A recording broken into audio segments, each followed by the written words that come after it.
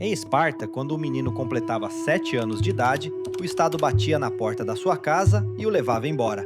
Os pais não tinham escolha, não havia negociação, não havia exceções, não havia despedida longa. O filho que dormia naquela cama na noite anterior nunca mais voltaria para ela da mesma forma. O que entrou saindo daquela porta era um menino. O que voltaria 13 anos depois seria outra coisa completamente diferente. E o que acontecia com essas crianças durante esses 13 anos não tem paralelo em nenhuma civilização que já existiu antes ou depois de Esparta. Isso não é exagero, é o que os registros históricos mostram. Para entender o que Esparta fazia com seus filhos, é preciso entender o que Esparta era. A cidade ficava no sul da Grécia, numa região chamada Lacônia. Enquanto Atenas construía templos, financiava filósofos e debatia política, Esparta tinha uma única obsessão: guerra. Não como atividade, como identidade. Esparta não produzia arte significativa, não tinha grandes escritores, não construiu monumentos que sobreviveram ao tempo. O que Esparta produziu, durante séculos, foram guerreiros. E para produzir o guerreiro perfeito, os espartanos chegaram a uma conclusão que nenhuma outra sociedade teve coragem de implementar. A criança não pertence aos pais. A criança pertence ao Estado. Isso não era uma metáfora, era a lei. O sistema que transformava crianças em guerreiros tinha um nome. Os gregos chamavam de agogê, que significa, literalmente, a condução. Uma palavra fria para uma das experiências mais extremas que um ser humano poderia atravessar na antiguidade. O sistema agogê. Os meninos dormiam ao relento ou em estruturas abertas, independente da estação do ano. Não havia camas. O material para dormir era palha que os próprios meninos cortavam com as mãos, sem ferramentas, às margens do rio Eurotas. Roupas eram mínimas, um único manto por ano, independente do inverno. Calçados eram raridade. A maior parte do treinamento acontecia descalço, sobre pedras, terra fria e terreno irregular. Mas o aspecto que mais distinguia o agogê de qualquer outro sistema de treinamento da antiguidade não era a dureza física, era o silêncio. Em Esparta, crianças aprendiam que falar em excesso era fraqueza. A palavra espartano, que usamos até hoje para descrever algo austero e direto, vem exatamente disso. Os espartanos eram conhecidos no mundo grego por responderem com frases curtas, precisas e sem ornamentos. Quando o rei persa Xerxes mandou um mensageiro a Esparta exigindo a entrega das armas, a resposta espartana foi 2 palavras em grego: vem buscar. Essa cultura do discurso mínimo era ensinada no agogê desde os 7 anos. Meninos que respondiam demais eram punidos. Meninos que respondiam de forma inteligente e direta eram elogiados publicamente. Por volta dos 18 anos, os jovens que sobreviviam ao agogê enfrentavam o teste mais extremo do sistema espartano. Era chamado de cripteia. O funcionamento era o seguinte: o jovem era enviado para o campo completamente sozinho, sem equipamento, sem comida, sem abrigo. Ele precisava sobreviver por conta própria por um período prolongado, vivendo nas sombras, dormindo de dia e se movendo à noite. Plutarco descreve que durante a cripteia, os jovens tinham autorização para matar ilotas, a população escrava que sustentava a economia de Esparta, especialmente os que fossem considerados ameaçadores ou muito influentes.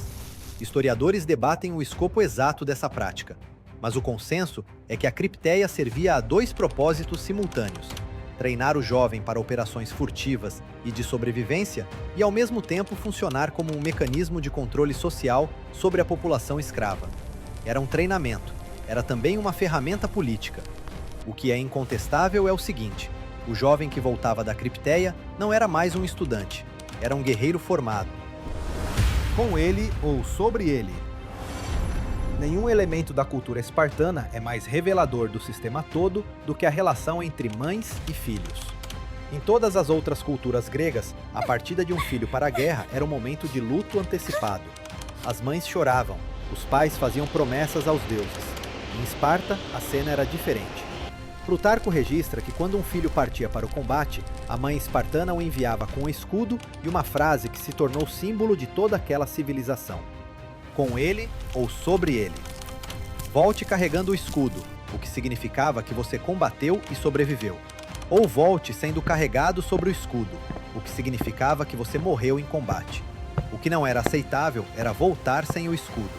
Largar o escudo significava ter fugido da batalha, e isso, em Esparta, era a única desonra permanente. Plutarco também registra casos de mães que receberam a notícia da morte do filho com compostura, e casos de mães que abandonaram filhos que voltaram da batalha por terem sobrevivido de forma que consideravam desonrosa.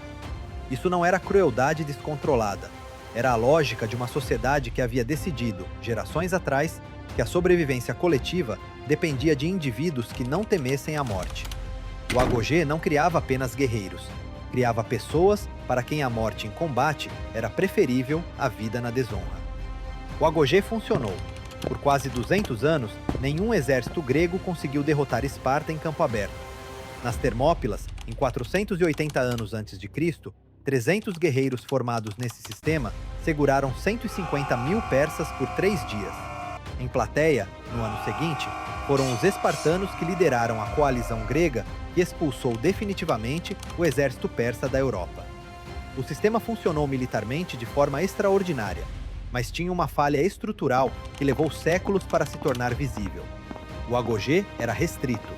Apenas filhos de cidadãos plenos podiam participar, e o número de cidadãos plenos em Esparta era rigidamente controlado. A cada geração perdida em batalha, a cada epidemia, a cada filho que não sobrevivia ao treinamento, a base de guerreiros disponíveis encolhia. No pico do poder espartano, no século V a.C., havia aproximadamente 8.000 cidadãos plenos, homens com direito de votar, de participar da política e de compor o exército de elite. 100 anos depois da Batalha de Leuctra, em 371 a.C., onde os tebanos derrotaram os espartanos pela primeira vez, esse número havia caído para menos de 1.000. O mesmo sistema que criou os melhores guerreiros do mundo antigo era geneticamente incapaz de se reproduzir rápido o suficiente para substituí-los. Esparta não foi destruída por um inimigo externo mais forte. Foi consumida pelo próprio sistema que a fez invencível. A lição de Esparta. Os espartanos entenderam algo que a maioria das culturas evitava admitir, que o conforto produz mediocridade, que a dificuldade, aplicada com propósito, produz capacidade.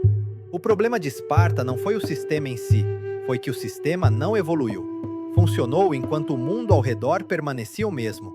Quando o mundo mudou, quando novos exércitos, novas táticas e novas tecnologias emergiram, Esparta continuou fazendo exatamente o que sempre fez. E é aí que está a lição real. Não é sobre ser duro, é sobre saber quando o método que te fez chegar onde você está precisa ser revisado. Esparta foi invencível enquanto dominou seu momento, e caiu quando não percebeu que o momento havia mudado.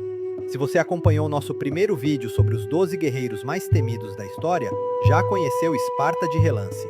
Nos próximos vídeos, vamos aprofundar cada um dos outros 11 guerreiros com a mesma profundidade. Qual você quer ver primeiro? Deixa nos comentários. E se esse conteúdo fez sentido para você, compartilha com alguém que aprecia a história de verdade. Até o próximo!